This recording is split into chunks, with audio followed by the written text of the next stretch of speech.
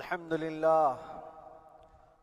لله الحنان المنان الذي خلق الإنسان وعلمه البيان، والصلاة والسلام على رسوله سيد الإنس والجان وعلى آله وأصحابه ذوي الخير والإحسان. أما بعد، فأعوذ بالله من الشيطان الرجيم. بسم الله الرحمن الرحيم. وقل جاء الحق وزهق الباطل ان الباطل كان زهوقا. صدق اللہ مولانا العظیم. بارگاہ رسالت مآب صلی اللہ علیہ وسلم میں درود پاک کا ہدیہ پیش کریں. اللہم صلی علی سیدنا و مولانا محمد معدن الجود والکرم وآلہ واصحابہ الکرام وابنہ الکریم وبارک وسلم صلاة دائمة سرمدا ابدا. عزیزان گرامی وقار، میں یہ چاہتا ہوں جہاں پر آ کر ہم رکے تھے وہیں سے ہم پھر آگے بڑھتے ہیں.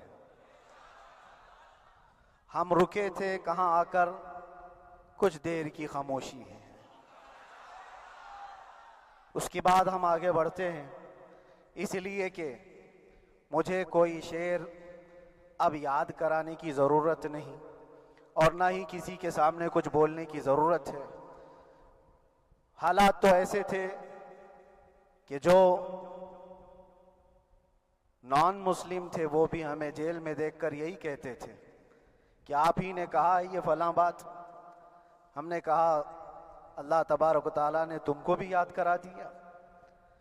میرے عزیزو، ستیزہ کار رہا ہے ازل سے تا امروز، شرار بو لہبی سے چراغ مصطفی.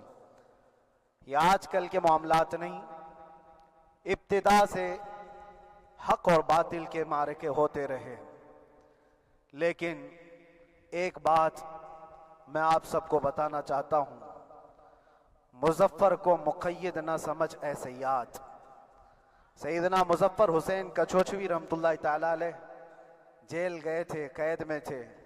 تب انہوں نے یہ شعر کہا تھا کہ مظفر کو مقید نہ سمجھ اے سیاد، میری یہ اسیری بھی سنت آبائی ہے.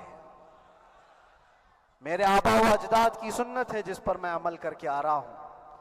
میرے بزرگوں کی یہ سنت تھی. بہرحال جن کو جس راستے سے مجھے گزارنا تھا، لوگوں کے دلوں میں یہ ٹھنڈک تھی شاید کہ زبان بند کر کے چند دنوں کے لیے قید کر دیا جائے. مگر میرا عقیدہ یہ تھا کہ اللہ تبارک و تعالی جب تک چاہے کہ کوئی اس کے لیے پابندی نہیں لگا سکتا. وَإِن يَمْسَسْكَ اللَّهُ بِضُرٍّ فَلَا كَاشِفَ لَهُ إِلَّا هُوَ. رب تعالیٰ فرماتا ہے اگر اللہ تعالیٰ تمہیں کوئی مصیبت دے تو اس کے علاوہ کوئی ٹال نہیں سکتا. وَإِن يَمْسَسْكَ اللَّهُ بِخَيْرٍ فَلَا رَادَّ لِفَضْلِهِ. اور اللہ کسی کو بھلائی دے دے تو پھر اس کو روک بھی کوئی نہیں سکتا. مولا تبارک و تعالیٰ اگر کسی کو کوئی مقام عطا کر دے تو ہزاروں کیڑوں کے پھڑپڑانے سے وہ مقام ختم بھی نہیں ہو سکتا. اللہ تبارک و تعالیٰ جس کو بڑھانا چاہے اس کے لیے کوئی راستہ رکاوٹ نہیں بن سکتا. اس لیے کہ ہم نے تاریخ میں دیکھا ہے پیبند لگے کپڑے پہننے والے، پیروں میں چپل نہیں تھے، جن کے ناخن تک اکھڑ جاتے تھے، لیکن وہ جب چلتے تھے قیصر و کسریٰ بھی کانپتے تھے. جن کا ہی یہ نعرہ تھا ٹل نہ سکتے تھے جنگ میں اگر اڑ جاتے تھے، پاؤں شیروں کے بھی میدان سے اکھڑ جاتے تھے. حق سے سرکش ہوا کوئی تو بگڑ جاتے تھے. ارے تیغ کیا چیز ہے، ہم توپ سے بھی لڑ جاتے تھے. یہ وہ صحابہ کرام اور اسلاف کرام، ان کا یہ معمول تھا. بظاہر ان کے پاس کوئی اسباب نہیں تھے لیکن اللہ کی مدد تھی. وہ پانی کی طرح بہتے ہوئے چلے گئے. نہ چٹانوں نے ان کا راستہ روکا، نہ دریاؤں نے ان کا راستہ روکا. وہ جس طرف سے جاتے تھے اللہ تعالیٰ ان کے لیے راستے بناتا تھا. عزیزان گرامی وقار، کون ہے وہ جو دریائے دجلہ میں اپنے گھوڑے دوڑائے تھے؟ کون ہے وہ جو دریا میں اپنی کشتیاں ڈال کر جلا دیا تھا کہ واپس جانے کا کوئی تصور نہ ہو؟ یہ سب میرے مصطفیٰ کریم کے دیوانوں کی ہی بات تھی. اسی لیے آج بھی دنیا گھبراتی ہے تو شانے لوگوں سے نہیں، دیوانوں سے ہی گھبراتی ہے. بہت زیادہ چالاک رہنے والوں سے نہیں، دیوانوں سے دنیا گھبراتی ہے. اس لیے کہ دنیا کو پتا ہے دنیا جانتی ہے کہ دیوانہ کہاں دیکھتا ہے کسی کو پتا نہیں، اور یہ اس دیوانے کی بات کر رہا ہوں جس کے لیے اللہ کے حبیب صلی اللہ تعالیٰ علیہ وسلم کی عزت و وقار سب سے اول ہے۔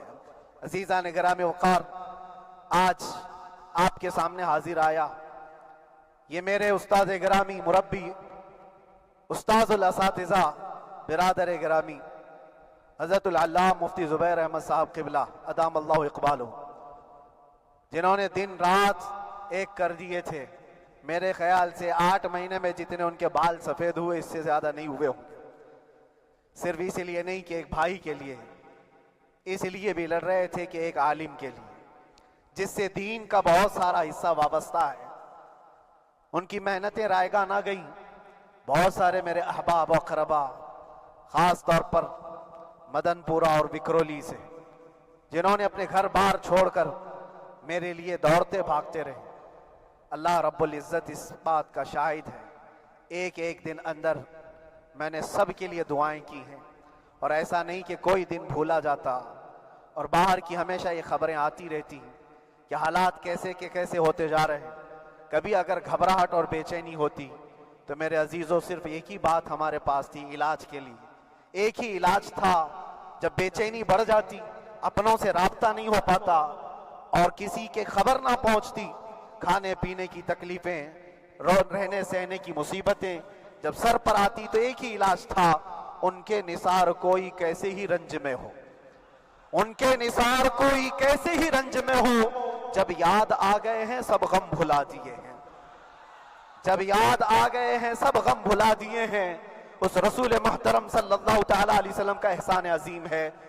بار بار مجھے یہ احساس ہوتا رہا، پوری دنیا اگر چھوڑ دے، مگر یقین تھا آمنہ کا لال کبھی نہیں چھوڑے گا، اور چھوڑا بھی نہیں، اور چھوڑا بھی نہیں۔ ہر رات جو ہمارا معمول تھا، ہم نے جو دیکھا، ہماری پچھلی زندگی میں ہم نے اتنے عجائبات نہیں دیکھے ہوں گے جو 8 مہینے کے اندر ہم نے دیکھے۔ نبی پاک صلی اللہ تعالیٰ علیہ وسلم کے انعامات و اکرامات، رب تبارک و تعالیٰ کی مدد سے دل مضبوط ہوتا ہے۔ عزیزان گرامی، ہم نے تو وہاں ایسے لوگوں کو دیکھا جو ڈپریشن کا شکار ہو کر کافر بھی ہو گئے، اور حالات سے گھبرا کر کے وہ انکار کر بیٹھے، کوئی خدا نہیں ہے، کوئی مدد نہیں آتی ہے۔ ایسے حالات وہاں دیکھے، لیکن ان حالات میں بھی اللہ تبارک و تعالیٰ کی مدد ساتھ رہی۔ رسول پاک صلی اللہ تعالیٰ علیہ وسلم کا انعام و اکرام یہ تھا کہ جس طرح سے گئے تھے اسی طرح سے واپس بھی آئے، جس طرح سے گئے تھے ویسی واپس آئے، اور نہ میرے مصطفیٰ نے باہر میری عزت میں کمی کی، نہ اندر عزت میں کمی کی، کہیں پر بھی نہیں۔ الحمدللہ، جس شان کے ساتھ رسول پاک صلی اللہ تعالیٰ علیہ وسلم اپنے چاہنے والوں کو رکھتے ہیں، وہ میں نے دنیا میں دیکھا، اور پھر یہ عرض کیا، آقا آج آپ کی عزت پر بات کرنے والے کو، چاہے وہ 1000 کال کوٹھری کے اندر ہو، آپ عزت کے ساتھ بٹھاتے ہیں، تو پھر قیامت کے دن اس کی عزت کا کیا حال ہوگا؟ عرش حق ہے مسند رفعت رسول اللہ کی، دیکھنی ہے حشر میں عزت رسول اللہ کی۔ میرے عزیزو، ایک بات کو طے کر کے چلو، انہیں جانا، انہیں مانا، نہ رکھا غیر سے کام، للہ الحمد میں دنیا سے مسلمان گیا۔ اس ایک بات میں جو عزت ہے، دنیا کے کسی مقام و منصب اور مرتبے میں عزت نہیں ہے۔ اور حالات دنیا انشاءاللہ میں سناتا رہوں گا۔ اللہ تبارک و تعالیٰ جب تک یہ زبان رکھا ہے، حق بولتے رہیں گے اور سناتے رہیں گے، اور بھی حالات آپ کو انشاءاللہ العزیز آگے سناتے رہیں گے۔ لیکن آج خصوصیت کے ساتھ میں جمعہ کے لیے اسی لیے حاضر آیا کہ یہاں کے لوگ پل پل یاد کرتے رہے۔ حضرت مجھے ہر بار خبر دیتے کہ جب نماز سے فارغ ہو کر کے میں نکلوں تو مجھے لوگ پکڑ لیتے، کیا ہوا، اب کیا خبر ہے؟ تو جس قدر آپ کی بے چینی تھی، بے قراری تھی، میرے عزیزو، مجھے بھی ملنے کی بے چینی اور بے قراری تھی، لیکن یہ ایک سٹیج تھا جس سے گزارا گیا ہے، ایک مقام تھا جس سے گزارا گیا۔ میں تو ایک نکما آدمی، میں تو ایک کم پڑا ہوا ہوں، لیکن آپ کو بزرگان دین کی اگر تاریخ پتہ ہو، امام اعظم ابو حنیفہ رضی اللہ تعالیٰ عنہ، جن کو ناحق جیل میں رکھا گیا تھا، امام موسیٰ کاظم رضی اللہ تعالیٰ عنہ 7 سال تک قید میں رہے۔ یہ کون امام موسیٰ کاظم؟ جن کے دربار میں جانے کے لیے غوث اعظم عبد القادر جیلانی رضی اللہ تعالیٰ عنہ 4 کلومیٹر دور اپنی چپل اتار دیا کرتے تھے. امام موسیٰ کاظم کا وہ دربار ہے جن کو باب الحوائج کہا جاتا ہے. اس امام کو 7 سال تک بغیر کسی قصور کے قید میں رکھا گیا، اور حد تو یہ ہے کہ اسی قید خانے میں زہر دے کر کے آپ کو مارا گیا ہے. آپ کا جنازہ جیل سے نکلا تھا. امام احمد بن حنبل جن کو 5 لاکھ حدیثیں یاد ہیں نبی پاک صلی اللہ تعالیٰ علیہ وسلم کی، بغداد کے سر بازار آپ کو ننگی پیٹھ پر کوڑے مارے گئے. آپ کو اندازہ ہے بزرگان دین کی ایک لمبی فہرست ہے. جب میں وہاں گیا تھا تو ایک بزرگ کی بڑی یاد آئی، وہ تھے حضرت مجدد الفیسانی رضی اللہ تعالیٰ. اکبر جیسے ڈکٹیٹر کے سامنے، اس زمانے کے سب سے بڑے ڈکٹیٹر بادشاہ کے سامنے آپ نے حق بات کا اعلان کیا تھا. مجدد الفیسانی رحمت اللہ تعالیٰ علیہ نے فرمایا تھا کہ اسلام نام سے جو دین ہوگا وہ محمد عربی کا لایا ہوا ہی دین ہوگا، کسی اور بادشاہ کا بنایا ہوا نہیں ہوگا. اس بات پر آپ کو قید میں ڈالا گیا تھا. 8 سال تک قید میں رکھا گیا. 8 سال میں بادشاہ مر بھی گیا، بیٹا بادشاہ بنا، لیکن کسی نے آ کر جہانگیر کے سامنے یہ بات رکھی کہ آپ کے باپ نے جس مولانا کو قید میں ڈالا تھا گوالیار کی جیل میں، 8 سال میں جیل کا نقشہ بدلا ہوا ہے. تو بادشاہ نے پوچھا ہوا کیا ہے؟ کہا کہ اس مولانا نے 8 سال میں تقریباً 700 قیدیوں کو عالم بنا دیا ہے. درس حدیث، درس تفسیر، قرآن کا علم، نمازیں جماعتوں سے وہاں اس طرح ادا ہوتی ہیں جیسے لگتا ہے گنبد خضرا کی چھاؤں میں ہے. رب تبارک و تعالیٰ کا یہ احسان عظیم تھا. ان 8 مہینوں میں بحمدہ تعالیٰ میں نے اپنی لائف میں کبھی اتنی امامت نہیں کی تھی جتنی وہاں امامت کیا. اس لیے کہ پابندی نہیں ہو پاتی. جب جب امام رہا مسجد میں چھٹیاں ہوا کرتی تھی، ادھر ادھر آنا جانا، لیکن وہاں پر کبھی کسی نماز میں چھٹی نہیں ہوئی. اور امامت اللہ تبارک و تعالیٰ کو جہاں لینا ہے وہاں لیتا رہے. اور مجھے اس بات کا تھوڑا قلق تھا. 24 سال سے میں تراویح سنا رہا تھا. 24 سال، 24 تراویح ہو چکی تھی. رمضان المبارک کا 24 گزر چکے تھے. 25واں سال تھا. ظالموں نے مجھے رمضان سے پہلے اندر کر دیا. بار بار یہ خواہش ہوتی تھی کہ میری تراویح چھوٹنے نہ پائے. 25ویں تراویح ہے، 25ویں محراب ہے، لیکن رب تبارک و تعالیٰ کا احسان، اندر موجود سارے مسلمانوں نے یہ مطالبہ کیا کہ ہم یہاں جماعت سے تراویح قائم کریں گے. اور اب تک لوگ الم تری کیف والی تراویح کبھی کبھار پڑھ لیا کرتے ہیں، لیکن سارے لوگوں نے مل کر کے یہ اتفاقاً کہا کہ ہم پورا قرآن آپ سے سننا چاہتے ہیں. کیسے کیسے قیدی تھے، کیسے کیسے کرائم والے تھے. میں نے کہا آج میں 1 دن پڑھاتا ہوں، 1 پارہ پڑھوں گا، آپ کو اگر لگے تو بتا دینا، بھاری پڑ جائے، کیونکہ لوگ سارے کرمنل ہیں اور کئی طرح کے جرائم کیے ہوئے لوگ. نماز دین سے کہاں زیادہ رشتہ. کہا ہو سکتا ہے یہ گھبرا کر بھاگ جائیں. 1 دن پڑھاؤں گا، اگر آپ کو لگے تو بول دینا، نہیں تو کل سے الحمدللہ. پہلے دن تراویح پڑھائے، دوسرے دن سارے لوگوں نے کہا آپ نے 1 پارہ پڑھایا ہے، سحری تک بھی پڑھائیں گے تو انشاءاللہ کھڑے رہیں گے. یہ جو استقامت، یہ ساری چیزیں دلوں کا جمع ہونا اور ہماری طرف دلوں کو پھیر دینا بغیر اللہ کی مدد کے نہیں ہوتا. رسول پاک صلی اللہ تعالیٰ علیہ وسلم کے کرم و احسان کے بغیر نہیں ہوتا. وہ تراویح بھی پڑھتے رہے، تفسیر قرآن بھی سنتے رہے اور قرآن کی تعلیم بھی لیتے رہے. پھر مجھے اندازہ یہ ہوا کہ رب تبارک و تعالیٰ کی منشا یہ تھی کہ ہماری تراویح کی محراب کی سلور جبلی جیل کے اندر ہو جائے. مجھے اس بات کا کوئی قلق نہیں رہا کہ میری کوئی چیز چھوٹ گئی ہے. ہاں، عید، بقرعید، محرم، یہ تمام چیزیں لوگوں کی یاد تو رہتی، رشتہ دار، احبا، اقربا کی یاد، لیکن اللہ کی مرضی. میرا رب تبارک و تعالیٰ جو پسند کرے اس میں ہم راضی ہیں. اگر مولا یہ چاہتا ہے کہ میں تنہا پڑھوں تو اس کی رضا میں ہم راضی ہیں. اگر وہ چاہتا ہے کہ مجمع ہزاروں میں ہم نماز ادا کریں تو اس کی مرضی پر ہم قائم ہیں. عزیزان گرامی وقار، صبر اور سکون کے ساتھ جو حالات گزرے اس میں سب سے بڑا کردار آپ سب کی دعاؤں کا ہے. سب کی دعاؤں کا. مشائخ، سارے پیران اعظام، تمام سلاسل کے اور ہر مسجد کے امام اپنے محراب اور منبر سے جو دعا کرتے رہے، یہ سارا ذخیرہ میرے لیے اتنا بڑا ہے جس کو میں بیان نہیں کر سکتا۔ ہر ایک کی جانب سے دعائیں، عورتوں بچوں کی طرف سے منتیں، روزے، نہ جانے کیا کیا کر لیا۔ پھر مجھے اندازہ ہوا کہ صرف اپنے آرام اور اپنے راحت کے لیے پھڑپھڑانے سے کچھ نہیں ہوگا۔ رب تبارک و تعالیٰ یہ چاہتا ہے کہ پوری امت مل کر کے اس فقیر کے لیے دعا کرے، اور اللہ تعالیٰ کو جب تک منظور تھا تمہاری دعائیں ہوتی رہی۔ بعض لوگوں کو یہ خیال بھی آیا، کچھ میرے احبا اقربا رشتہ داروں نے بھی کہا اتنی ساری دعائیں ہوئیں قبول کیوں نہیں ہوتی؟ ایک بات یاد رکھو، پوری دنیا مل کر کھڑے ہو کر دعا کرے، اللہ کی قدرت پر کوئی کام کرنا واجب نہیں ہے، اللہ پر کوئی چیز واجب نہیں ہے۔ اگر وہ اپنے فضل سے عطا کر دے تو اس کا احسان ہے۔ اب چاہے وہ سال بھر میں قبول کرے کہ 5 سال میں قبول کرے، ایک بات یاد آتی ہے میرے عزیزوں، ہماری قید تو 8 مہینے کی ہوگی، ان بزرگان دین کی قید 8 سال 7 سال۔ امام محمد بن حسن عسکری 20 سال تک قید میں رہے، 20 سال تک اندر سلاخوں کے پیچھے بند رکھا گیا۔ یہ اہل بیت اطہار ہیں، ائمہ اعظام ہیں، ان کی تکلیفیں دیکھ کر پھر ہماری تکلیف چھوٹی لگتی، اور پھر نبی پاک صلی اللہ تعالیٰ علیہ وسلم کی یاد آتی۔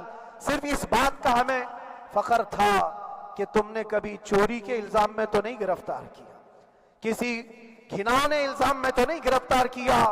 ہاں اگر کسی بات پر گرفتار کیا ہے تو ان سے پوچھو تو اب یہ بولنے میں بھی شرم کرتے ہیں، مولانا کو کیوں گرفتار کیا ہے، مولانا کو کیوں اندر رکھا ہے؟ شرم آتی ہے بولنے میں، کیونکہ انہوں نے کچھ ایسا بولا تھا جس کو بولنے میں شرم آتی۔ کیا بولا تھا میرے عزیزوں؟ یہ ایک الگ کہانی ہے، ابھی میں اس پر کچھ گفتگو نہیں کرتا، اس لیے کہ ہر ایک کو یاد ہو چکی ہے، ہر ایک کو یاد ہے۔ میں اس کہانی کی طرف نہیں جاتا، لیکن اتنا مجھے آج اس ملک میں رہتے ہوئے احساس ہے کہ ابھی بھی انصاف ختم نہیں ہوا ہے۔ انصاف پوری طرح ختم ہو جائے تو اللہ کا عذاب آ جائے گا، اللہ کا عذاب آ جائے گا۔ چند لوگ نا انصافی کر سکتے ہیں، لیکن پوری کی پورے روئے زمین پر رہنے والے انسان نا انصافی کرے، ایسا نہیں ہوتا۔ ہمارے حق میں سپریم کی طرف سے جو انصاف آیا ہے، ہمارے دل میں اس قدر جگہ ہے آج، اور اس قدر احساس ہے کہ ہمیں یہ اندازہ آج بھی ہوتا ہے کہ چاہے کچھ بھی ہو جائے لیکن انصاف پوری طرح سے مر نہیں سکتا، انصاف پوری طرح سے مر نہیں سکتا۔ یہ ہمارا ملک عزیز ہندوستان کسی خاص آدمی کے ٹھیکیداری میں نہیں ہے، سبھی کا خون شامل ہے یہاں کی مٹی میں، کسی کے باپ کا ہندوستان تھوڑی ہے، ہمارا بھی ہے، آپ کا بھی ہے، سب کا بھی ہے۔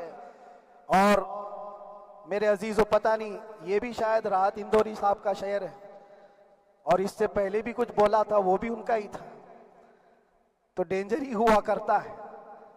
اللہ تبارک و تعالیٰ آپ سب پر فضل فرمائے، کرم فرمائے۔ جو چیز خاص طور پر بولنی ہے وہ یہ ہے، ان حالات سے آج جو گھبرائے ہوئے ہیں یہ وہ لوگ ہیں جو عیش پرست ہیں۔ میں کسی کو خاص ٹارگٹ کر کے نہیں کہنا چاہتا، لیکن بہت سارے وہ لوگ جو اثر و رسوخ رکھتے ہیں لیکن وہ آگے آنا نہیں چاہتے۔ دین اسلام پر حملے ہوں، حضور پاک کی عزت پر حملہ ہو، کسی کو بولنا نہیں، کیونکہ پتہ ہے دیکھو اس مولانا کو کس طرح کیے، اسی طرح دوسروں کو بھی کر دیا جائے۔ جو کمفرٹ زون میں بیٹھنے کے عادی ہو گئے وہ اپنا ایریا چھوڑ کر ہٹنا نہیں چاہتے۔ اگر میں کچھ کہوں گا حضور پاک صلی اللہ تعالیٰ علیہ وسلم کی ناموس کے لیے تو میرا عیش خطرے میں آ جائے گا۔ اکثر کی یہی سوچ ہے، میرا تو اپنا دھندا ہے، میرا بزنس ہے، میرے بیوی بچے ہیں، ہو سکتا ہے مولانا کو کسی چیز کی فکر نہیں ہوگی۔ آپ کو میں بتاؤں، آپ کو اندازہ نہیں ہمارے دل میں ہمارے بچوں کی کتنی محبت ہے۔ میرے بھی چھوٹے سے بچے ہیں، جب وہ جیل کی سلاخوں کے سامنے آ کر آنسو بہاتے تھے تو دل پر چھریاں چلتی تھی۔ وہ بچے جو ہمیشہ ہمارے سینے پر سوتے رہے، آج میں ان کو چھو بھی نہیں سکتا، جب وہ سلاخوں کے پیچھے کھڑے ہو کر دور سے رو کر کے چلے جاتے 15 منٹ، تو کیا ہمارے دل میں بچوں کی محبت نہیں؟ کیا ہمارے گھر بار نہیں، ہماری بہنیں، ہمارے بھائی، ہماری ماں نہیں؟ کتنے تو دن ایسے ہوئے کہ میری ماں کو دورے پڑتے رہے یاد کے لیے، تو کیا وہ ہمارے اوپر کیفیت نہیں آتی کہ ہم خامخواہ یہ مصیبت کیوں مول لی؟ میری بیٹی تو جھگڑا کرتی اس بات کو کہ کیوں آپ اکیلے ہو، بہت سارے لوگ ہیں سب کا خیال کرتے ہوئے، لیکن میرے عزیزو یہ ان کی اپنی محبت ہے، سارا ایک پریوار اور اس سے زیادہ میرے شاگردوں کی ایک دنیا ہے۔ کتنے ایسے ہیں میں جانتا ہوں کہ 8 مہینے تک نرم غذا نہیں کھائی میرے ان بچوں نے، میں جانتا ہوں ان کا صرف یہ خیال تھا کہ اندر پتہ نہیں جیل میں آپ کیا کھا رہے ہوں گے، ہم یہاں نرم غذا نہیں کھائیں گے، گوشت مچھلی نہیں کھائی، حالانکہ یہ کوئی چیز تمہارے اوپر واجب نہیں تھی۔ یہ حالات میں اس لیے بتا رہا ہوں میرے عزیز، کسی کے وہم و گمان میں اگر یہ ہے تو نکال دے کہ میرے آس پاس کچھ نہیں ہے، میں کسی کو چاہتا نہیں، یا میرے ساتھ محبتیں نہیں ہیں۔ کثرت سے محبت کرنے والے لوگ ہیں میرے پاس، میرے ان بھائیوں کی اور میرے بہنوں کی، میرے گھر والوں کی محبت تو ایسی ہے کہ ان کے گھروں کے بچوں کے معاملات بھی بغیر مجھ سے پوچھے نہیں ہوتے۔ اگر 8 مہینے اندر رہا تو کسی کا رشتہ نہیں تو بات چیت بھی نہیں ہے، رشتہ نہیں ہوگا جب تک یہ نہ آئے، سارے کام ڈیپینڈ رہتے تھے۔ مجھے بھی ان تمام چیزوں کا احساس ہے، لیکن یہ سب چیزیں ایک طرف، میرے مصطفیٰ کی عزت اپنی طرف۔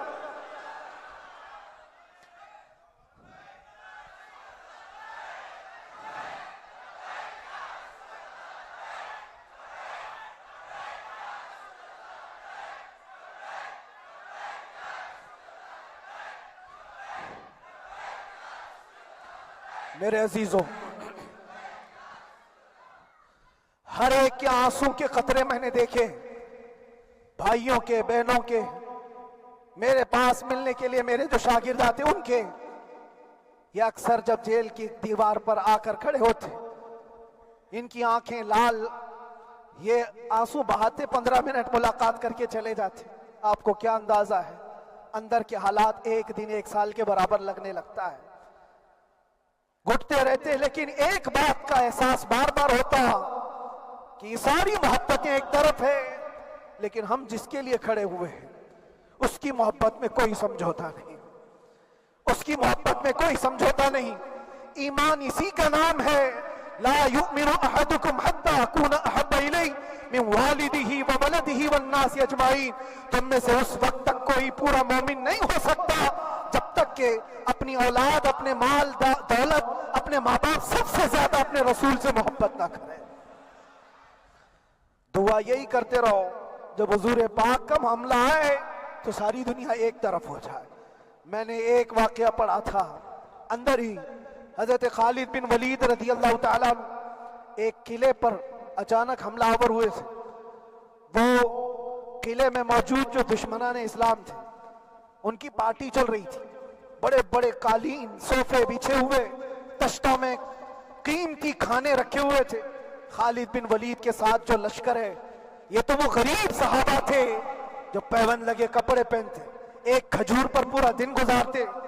جب یہ اس قلعے پر حملہ آور ہوئے تو دشمنان اسلام جو تھے وہ مقابلہ کرنے کی ہمت نہ جٹا سکے، بھاگ گئے، سب سارا مال سب چھوڑ کر بھاگ گئے، بغیر کسی جنگ کے، بغیر کسی قتل قتال کے پورا قلعہ فتح کیا خالد بن ولید۔ اب سنو، جو صحابہ تھے وہ مال غنیمت جمع کر رہے تھے، کیونکہ یہ عرب کے لوگ ایسے مہنگے قالین نہیں دیکھے تھے، ایسے مہنگے صوفے، اتنی قیمتی غذائیں انہوں نے دیکھی نہیں تھی۔ سب جمع کرنے لگے، سب جمع کرنے لگے۔ خالد بن ولید نے کہا خبردار، ہاتھ مت لگانا، سب ہٹ جاؤ۔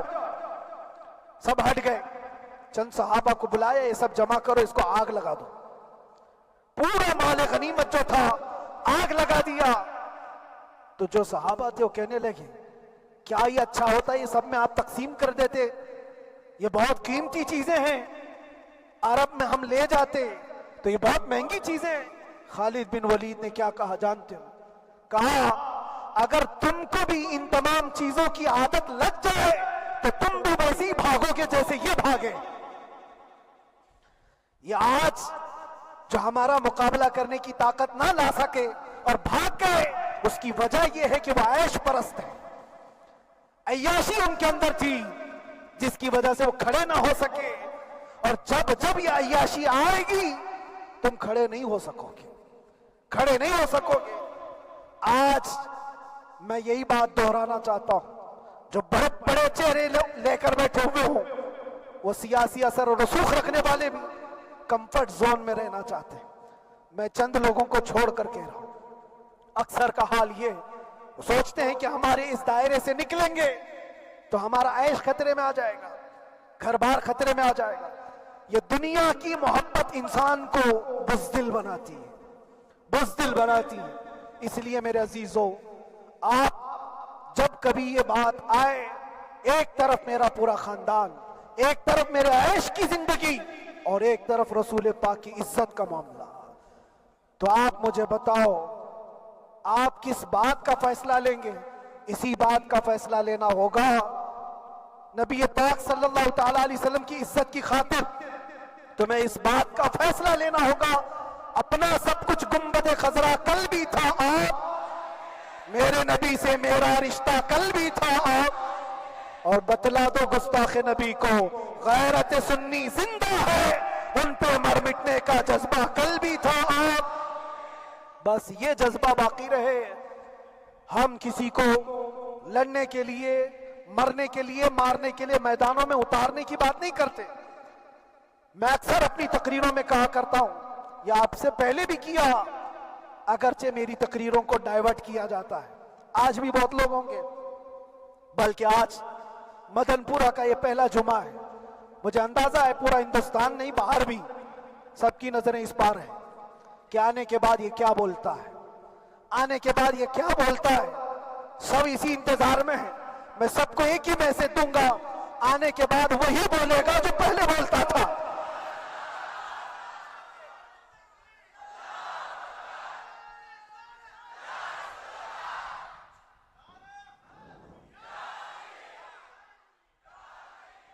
اگر کچھ غلط ہوتا تو ہمارے اس ملک عزیز ہندوستان کی سب سے اعلیٰ عدالت یہ نہیں کہتی کہ ان کے اسپیچ میں کوئی ہیٹ مسئلہ نہیں ہے۔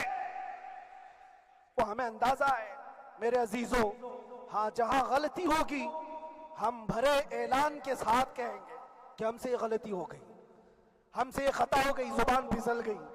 لیکن جو چیز نہیں ہے تو اگر تم زبردستی اس کو کہو گے تو یہ ہم نہیں مانتے۔ ہاں بس اتنی دعا میرے حق میں کریں کہ جتنی بھی زندگی باقی ہے اللہ تبارک و تعالی حضور پاک کی محبت اور ان کی عظمت کی حفاظت کے لیے جیتے مرنے کی توفیق عطا فرمائے۔ ہمارا کام صرف اتنا رہ گیا، جو میسج دینا تھا وہ ہم نے دے دیا۔ اب جو حالات آ رہے ہیں میرے عزیزوں، آپ سب کے لیے بھی میں یہ گزارش کروں گا، دین کی طرف آ جاؤ، سچائی کی طرف آ جاؤ، ورنہ گاجر مولی کی طرح کٹ جاؤ گے، ختم ہو جاؤ گے۔ دین کی طرف آؤ، سچائی کی طرف آؤ، اور اسلام نے کہیں پر بھی تمہیں کسی طرح کے آتنک اور دہشت کی تعلیم نہیں دی ہے۔ کہیں پر کسی ٹیررسٹ کی کوئی بھی تعلقات کی کہیں مجھے کوئی بات بتا دو۔ اگر کوئی مسلمان اس طرح کی حرکتیں کر جاتا ہے جس کو یہ لوگ بدنام کرتے ہیں تو ہم سمجھتے ہیں اس کا اسلام سے تعلق نہیں ہوگا۔ اسلام سے تعلق ہوتا تو اس کے اندر صدیق اکبر اور فاروق اعظم کی ادائیں ہوتی۔ آج آپ کو وہ معاشرہ زندہ کرنے کی ضرورت ہے۔ میں نوجوانوں سے کہوں گا، بہت دن گزار لیے ٹک ٹاک پر مجرے اور تمہارے اس انٹرنیٹ کی دنیا پر جس طرح تم نے آوارگی کر لی ہے، اب وقت کم بچا ہے۔ آ جاؤ میرے نبی پاک کی گنبد کی چھاؤں میں، عزت وہیں پر ہے، انہی کے قدموں میں عزت ہے، اور یہاں پر بھی ہے اور آخرت میں بھی ہے، آخرت میں بھی ہے۔ بس اس عزت کے لیے آپ سب سے میں گزارش یہ کروں گا، سچائی کی طرف واپس آ جاؤ، सच्चाई की तरफ वापस आ जाओ। जो तुम्हारी नमाजें बाकी हैं उसको पूरी कर लो, इससे पहले कि दुनिया तुम पर नमाज पढ़ दे, इससे पहले कि तुम्हारे जनाजे की नमाज पढ़ी जाए, अपनी नमाजें कंप्लीट कर लो। और उलमाए ज़वील एहतराम का अदब व एहतराम अपने अंदर रखो। सिर्फ इस बात के लिए आपको मैं एहसास दिलाना चाहता हूँ कि मुझे जिस रास्ते से गुजारा गया, जितने दिन कैदोबंद की सोहबतें गुजारी गई, ये सिर्फ ये मैसेज देना था कि फिर इस मौलाना का ये हो सकता है तो छोटे छोटों की क्या कर देंगे। ऐसा अगरचे आ जाए मौका तब भी घबराने की जरूरत थी। आपको पता है इस मुल्क अजीज हिंदुस्तान की आजादी में 30,000 उलमा को फांसियों पर लटकाया गया। अंग्रेजों ने 30,000 उलमा को कश्मीर से लेकर दिल्ली तक हर दरख्त पर एक आलिम की लाश लटकती थी। इन्होंने कुर्बानियां दी हैं, कुर्बानियां बुजुर्गान दीन के उलमाए ज़वील एहतराम की हुई हैं। यह और बात है कि इस जनरेशन ने आज हमको देखा तो इनको बहुत बड़ा लगता है। ये कोई बहुत बड़ी बात नहीं थी, बहुत बड़ी बात नहीं थी। इस प्रोसेस से बहुत सारे उलमा को गुजारा गया है। सरकार मुजाहिदे मिल्लत रहमतुल्लाह ताला अलैह इमरजेंसी के जमाने में 18 महीने तक कैद में गुजारे। 18 महीने तक इमरजेंसी, वो भी डिक्टेटर का जमाना था। उस जमाने में भी आप अंदर है, लेकिन बाहर आने के बाद ना आपके मिशन में कोई कमी आई, ना आपकी जुबान में कोई लकनत आई। अल्लाह वाले जो है वो अल्लाह की रजा की तरफ और रसूल पाक की रजा की तरफ होते हैं। हम सब भी इस मिशन को आज यहाँ से जिंदा करते हैं। जहां से हम छोड़े थे वहीं से आगे बढ़ते, जहां से हम छोड़े थे वहीं से हम आगे बढ़ते हैं। किसी को अगर कुछ बुरा लगता है तो वो उसके समझ का कसूर है, उसके फहम का कसूर है। हमने किसी को टारगेट करके कभी कहा नहीं, बल्कि ये तो कॉमन बात है, एक तो कॉमन कही जाने वाली बात है। फखर से अगर कोई आदमी अपने घर में कहे, क्या बात है मौलाना, आज सुबह से तुम्हारे घर में कुछ हलचल नहीं है, कुछ हलचल नहीं है। हो सकता है तुम्हारे घर में कोई ना हो, तुम अकेले बैठे हो, बीवी कहीं गई है, माँ कहीं गई है, घर में कोई बनाने वाला नहीं हो, घर में खामोशी है, तो तुम अगर उसको जवाब दे दो कि कुछ देर की खामोशी है, शाम में आ जाएगी, कुछ देर की खामोशी है, शाम में आ जाएगी, तो क्या गुनाह किया, क्या गुनाह किया? उसके हालात पर वो बोल रहा है, उसके घर में खामोशी है इसलिए बोल रहा है। हमने भी इसीलिए कहा कुछ देर की खामोशी, इसलिए कि हम जानते हैं इस्लाम वो नहीं है जो यहां दिख रहा है आज। इस्लाम तो वो था जो सिद्दीक अकबर के जमाने का था, इस्लाम तो वो था जो फारूक आजम का था, इस्लाम तो वो था जो उस्मान गनी और हैदर कर्रार का था। तो वो जो हलचल थी वो खामोश है, सलाहुद्दीन अय्यूबी का दौर था, वो इस्लाम की हलचल थी। तो मेरा घर आज खामोश है, इसलिए तो मैं पुकार करके रहा हूं कुछ देर की खामोशी है। और हमें अपने रब से यकीन है ये खामोशी एक शाम टूटेगी, कोई सलाहुद्दीन आएगा। और अल्लाह तबारक व तआला हम सबके इस अज़्म और हौसले को जिंदा रखे और आप सबकी मोहब्बतों को सदा सलामत रखे और मेरे आका सल्लल्लाहु तआला अलैहि वसल्लम के कदमों पर मर मिटने की हमें तौफीक अता फरमाए। व आखिरु दावाना अनिल हम्दुलिल्लाहि रब्बिल आलमीन।